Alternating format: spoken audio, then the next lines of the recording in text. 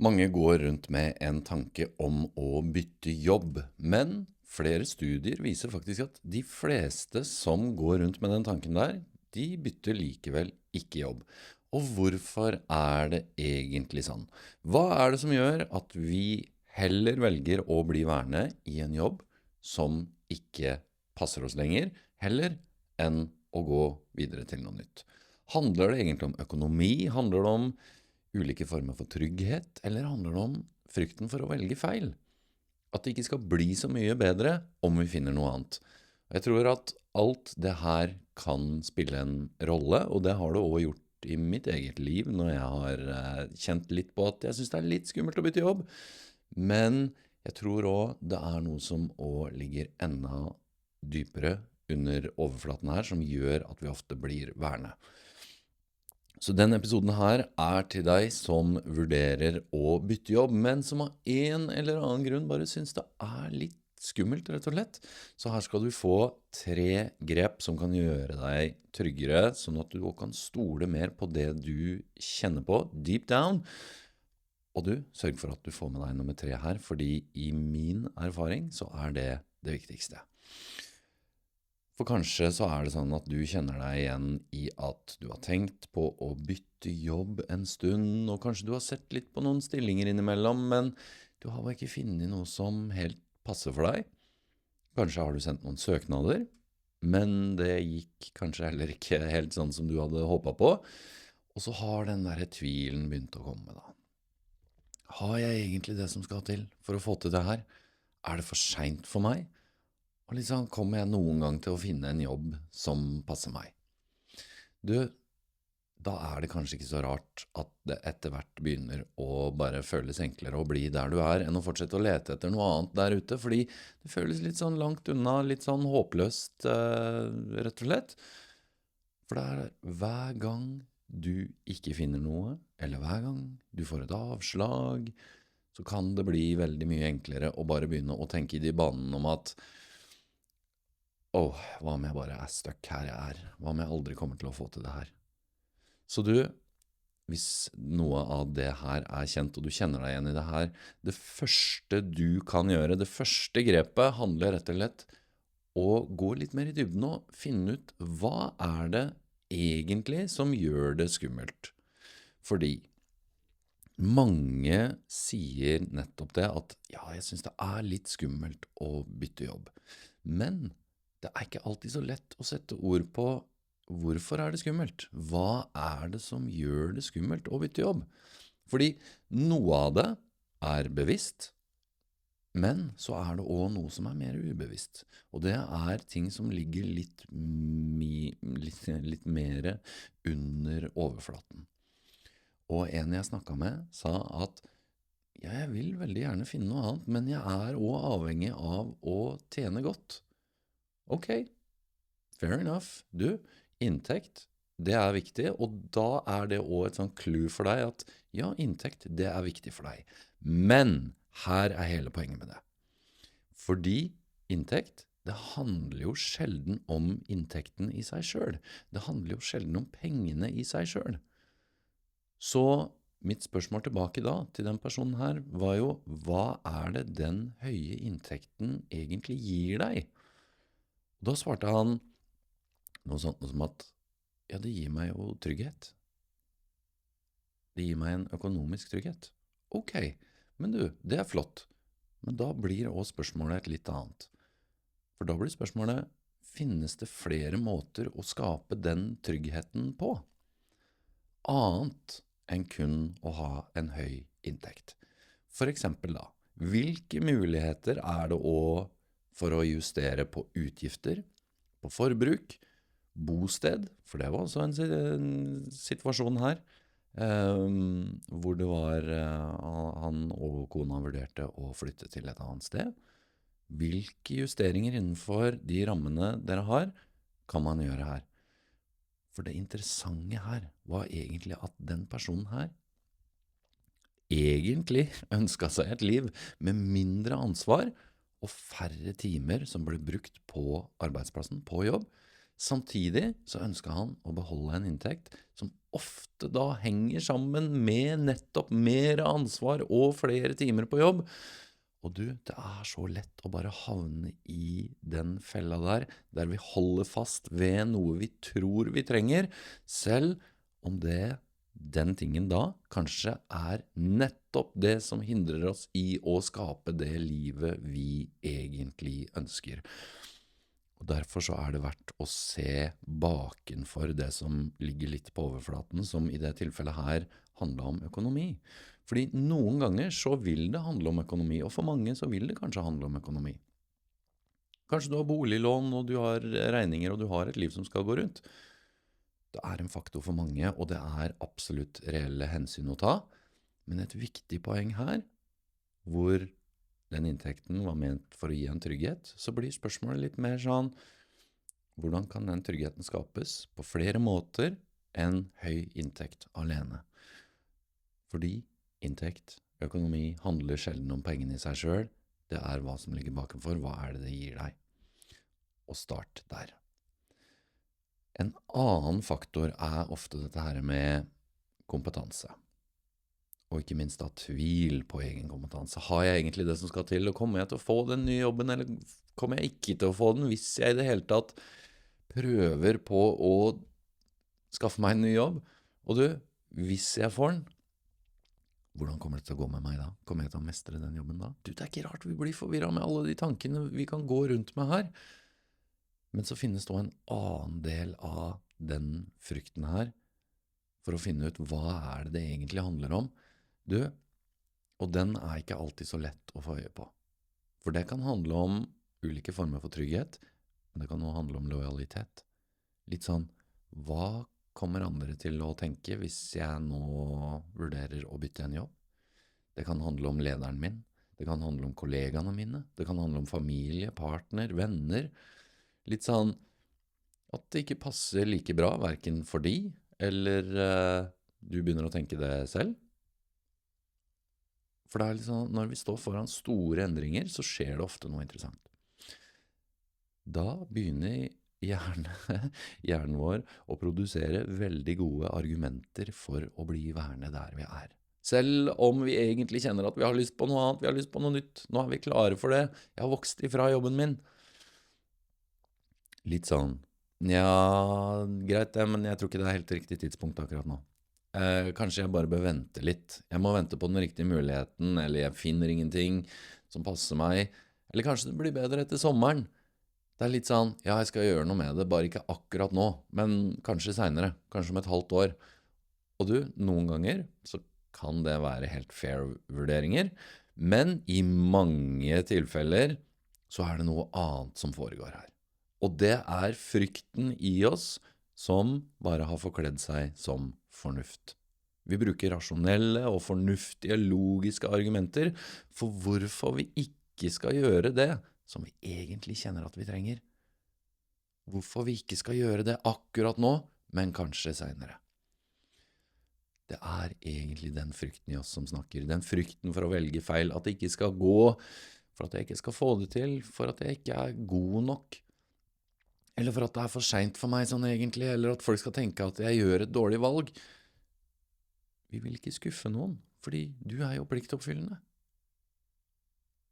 Og jo tydeligere du klarer å sette ord på hva den frykten egentlig handler om, hva er det som gjør det skummelt, jo lettere blir det å forholde seg til den. Og her skal du få grep nummer 2.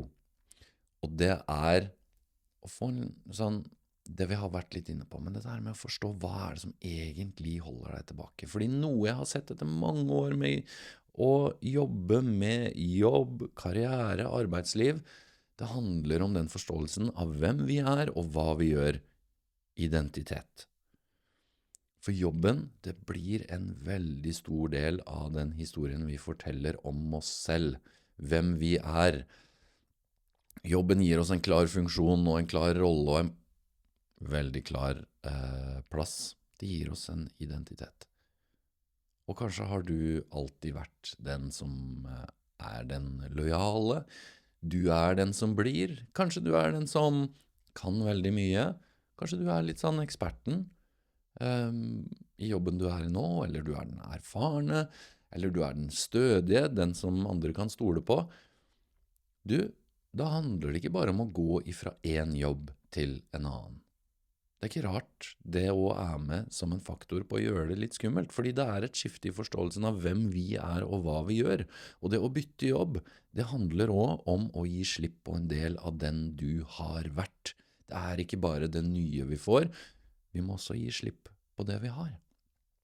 Og der kan det også ligge mye trygghet, det kan ligge frihet der, det kan ligge andre ting som egentlig er veldig viktige for oss, som vi på en måte må gi litt slipp på, fordi i det nye så ligger det mye ukjent. Og i det minste det vi har, det er jo kjent for oss. Vi vet litt hva vi får. Og da er det ikke rart det føles skummelt å tenke på å bytte. Og jeg kjente veldig på det her selv da jeg gikk ifra gode titler, leder og prosjektleder, til å bli karriereveileder, som jeg da ble for en del år tilbake, og jeg husker at jeg tenkte litt sånn, er det her egentlig et smart karrieremove for meg? Går jeg nå egentlig nedover på karrierestigen, fordi jeg følte jeg hadde klatret i den karrierestigen? Og det er her identitetsspørsmålet kommer inn. Hvem var jeg da uten de titlene? Fordi jeg er jo egentlig en prosjektleder, jeg er jo egentlig en leder. Hva skjer med de delene av meg nå, når jeg ikke er det lenger? Og du, hvis du noen gang har stått uten en jobb, som jeg også har i en liten periode, hvis du har gjort det, bare legg merke til hva er det gjør med deg, med identiteten din, med selvfølelsen din, selvtilliten, den følelsen av hvem du er, og hvor du kan passe inn, og ikke minst hvor du ikke kan passe inn. Og så kan du også legge til alt det her med kollegaer, ledere, folk som har hjulpet deg dit som du har kommet. Det var noe jeg også kjente veldig på, at oi, jeg skuffer jo de også. Når jeg nå på en måte går ut av de rollene her, ut av den organisasjonen her, og over til noe annet. Og du, jeg tror det her er sånne dype ting i oss som gjør at mange blir værende. Og det er også med på å gjøre at jobbskifter føles store. Det handler ikke bare om å bytte en jobb fra en til en annen. Det er noe som er grunnleggende i oss. Litt sånn eksistensielt egentlig. Det her som handler om hvem vi er. Identiteten vår.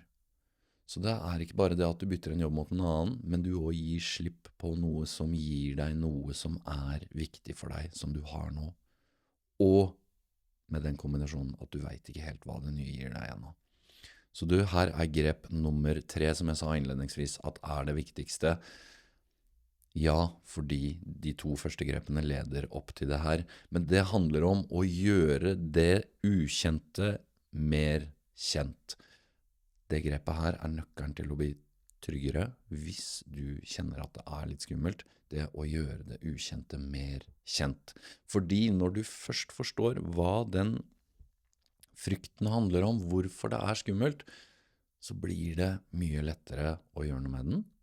For vi mennesker, vi liker det som er kjent, selv når det kjente ikke passer oss lenger. For det ukjente, det skaper usikkerhet. Og det er et sånt bilde jeg har hatt med meg i mange år. Det ukjente, det er litt sånn som å stå i utkanten av en sånn mørk skog, og det er litt uoversiktlig, og det er mørkt inne der, og du vet ikke helt hva det der består av. Men så er det sånn da, at hvis det er noen som har gått opp en sti før oss, inn i den skogen, så blir det litt mindre mørkt. Det blir litt mer oversiktlig. Det blir ikke like skummelt. Og jo flere som går opp den stien, jo mindre skummelt blir det. Så nå skal vi rett og slett tråkke opp en liten sti gjennom den skogen sammen. Og her er da noen viktige poeng. Selv om du leter etter ny jobb, selv om du søker, selv om du går på intervjuer, du trenger ikke å si opp den jobben du har, det som gir deg trygghet nå. Og om du skulle få tilbud, så trenger du heller ikke å takke ja. Du kan takke nei. Og hvorfor sier jeg det her? Fordi det er med på å gi deg den tryggheten. Du vet i det minste hva du har, og det setter deg også i stand til å vurdere mer det nye som at, vil jeg egentlig det her? Jeg har jo allerede noe. Det er med på å ta ned at det ikke blir så skummelt. Fordi du er helt fri til å utforske, og du er helt fri til å snakke med andre om Hvordan den jobben her, og hvilke muligheter har jeg? Du helt fri til å søke og gå på intervju og stille spørsmål. Og det tror jeg også noe å ha jobbet med rekruttering i mange år. Det at mange stiller ikke spørsmål på intervjuer. Når du går på et intervju, når du har søkt på en jobb, du sjekker egentlig bare ut om, kan det her være noe for meg? Det stedet her noe for meg? Det her noe jeg har lyst til å gjøre og bruke masse tid på fremover? Du en likeverdig part som arbeidsgiveren som sitter og intervjuer deg. And I know. Det litt sånn lett å si, fordi det føles jo ikke sånn. Men hele poenget at du jo det. Du vil egentlig ikke ha en jobb som ikke passer deg. Og jeg har vært i den situasjonen før. Jeg har gått på intervjuer og bare vært nesten litt sånn desperat på at jeg trenger den jobben her. Og så har jeg endt opp med å ikke få den jobben. Og så har jeg gått på intervju med en helt annen innstilling om at jeg her for å se om det her noe for meg, og så har jeg fått tilbud. Og jeg tror også det har noe med den innstillingen vi går inn med. Jeg vet min verdi, og det det jeg ønsker for din del også, at du skal vite din verdi. Og det egentlig mye av det jeg snakker om i mange av podcast-episodene. Det å bli klar over den verdien du sitter på, sånn at du også da kan møte opp, for eksempel på et intervju, og du klar over den verdien, sånn at du tar et valg som faktisk riktig for deg. Så du, back to hva vi egentlig snakket om, for det her viktig, det å finne ut mest mulig om hvordan den arbeidsplassen faktisk hvordan lederen der. Det jo så viktig. Hvordan arbeidsmiljøet hva det som viktig for de? Og matcher det med hva som viktig for deg nå? Og her skal du få et 10 av 10 spørsmål som du kan stille. Hvordan ser en vanlig arbeidshverdag ut i min rolle her på denne arbeidsplassen, hvis jeg skulle få den? Jo mer du vet hva du går til, jo mindre skummelt blir det. For da har du tråkket opp en liten sti i den skogen, du har gjort det ukjente litt mer kjent. For trygghet, det handler om, eller det handler ikke om, å bare bli værende der du selv om det føles trygt. Trygghet handler om å vite nok til å ta et valg som kjennes riktig for deg. Og når du vet hva det som egentlig holder deg tilbake, og jo mer du vet hva du går til, jo enklere blir det også å se for deg hvem du blir og hva du skal gjøre, det som handler om identitet. Og da blir det mindre skummelt å gå den stien inn i den litt sånn mørke og ukjente skogen. Og hvis du nå vurderer å bytte jobb, så ikke bare tenk på hvilken jobb vil jeg ha. Et langt mye viktigere spørsmål egentlig hvordan ønsker du at livet ditt skal se ut? For da handler det ikke bare om å finne en ny jobb. Da handler det om å skape et arbeidsliv som passer livet ditt, det livet du ønsker å leve. At jobben passer inn i det livet du ønsker å leve. Og hvis du kjenner at du ønsker å komme deg videre fra der du nå, gå inn på meningsfulljobb.no og gå til samtaler og book en samtale med meg, så kan vi jobbe sammen og se nærmere på hvordan du kan komme deg dit du vil. For noe av det verste med det her å bli stående alene med alle disse tankene som bare føles som litt sånn kaos, sånn at du kan få sortert litt og bare få litt ro. Fordi du har alle svarene i deg allerede, men det litt sånn der vi står på utsida av den skogen, og så vet vi ikke helt, ok, ja, den stien, men hvor skal jeg gå inn i skogen da for å begynne å gå på et trygt sted? Det det vi kan samarbeide om. Tusen takk for at du har lyttet til denne episoden her av Jobb med mening. Vi ses i neste episode.